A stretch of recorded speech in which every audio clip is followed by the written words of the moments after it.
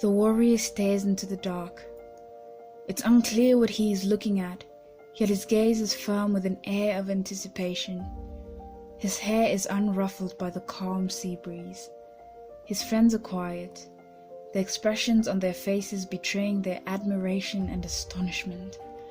A few minutes ago he'd been asleep, seemingly oblivious to the surrounding, and at first the boat had been a burst of activities, jokes here and there, testimonies and laughter. That is, until the weather had turned for the worst. The storm was wild and furious, the waves merciless in their demeanor. Their maritime skills and experience bearing no match. You could read the fear from the faces of the experienced sailors. Danger was close.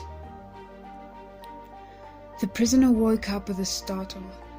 It was the second time he'd woken up with a tingle of terror in his heart. He was not accustomed to fearing his surroundings, except for that which tormented him from within. The broken shackles by his side were proof of this.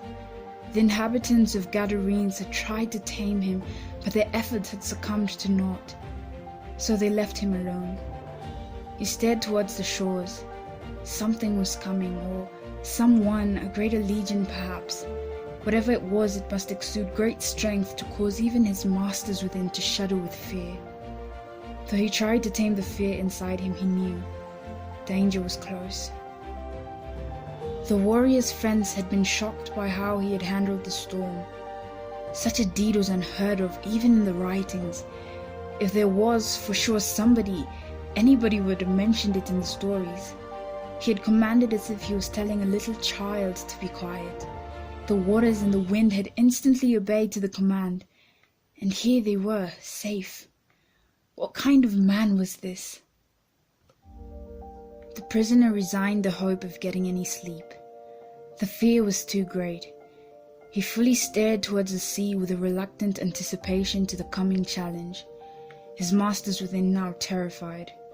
Yet, why couldn't he just take off if his enemies were invincible? No, something else was keeping him here.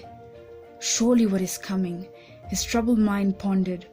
Was it a beast or a man? And if a man, what kind of man was this? The warrior stepped onto the shore, fully conscious of his surroundings, both seen and unseen. His heart was a magnet to all those who believed in him, yet he was a consuming fire to those who defied him. He had seen him before he came into the open. His heart had burned with anger at his captors.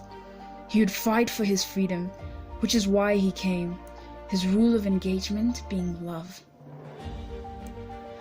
The prisoner moved forward, having no authority, no control over his movements. This was not strange to him. It had been his life for so long. He was a prisoner to a dark and cruel force. He had long lost the hope of freedom. And as he ran towards the group of people at the beach, his attention was captured by one of them. He seemed a normal human, yet there was something else, something that drew him yet devastatingly tormented his masters within. He could only think of one word, which he had heard but had never known nor experienced. Love.